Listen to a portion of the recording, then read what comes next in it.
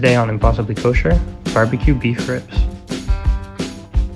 The first step of any good ribs is the rub.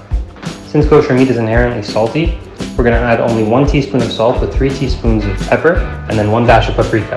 We're going to mix it all up together, and then it's time to put them on the ribs. Sprinkle it on generously onto all 3 sides of the meat of the ribs. You can sprinkle onto the bone side if you want, but it's not going to do too much. The point is to get the salt to penetrate through the meat and give you a nice rich flavor throughout the meat. You can cook beef ribs in the oven and they'll come out really good, but we're going to do them on the barbecue to give them a nice smoky flavor.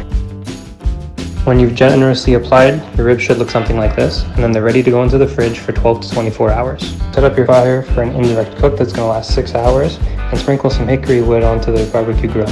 Put on the ribs onto the grill, bone side down, and close the grill. The first part of the smoking process is going to last 3 hours, but every hour we're going to open up the top and we're going to spray this with a 50-50 mixture of apple cider vinegar and water. After 3 hours, ribs should look like this, and though they look ready to eat, they're going to come out even better soon.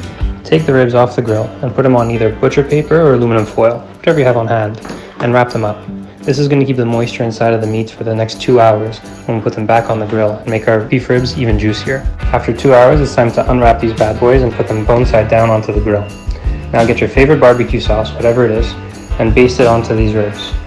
Smoke the ribs for 30 minutes to an hour based on how sugary your barbecue sauce is.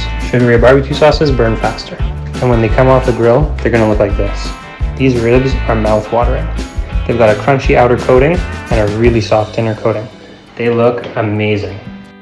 And when I take a bite, I'm rewarded with these soft, juicy, savory ribs.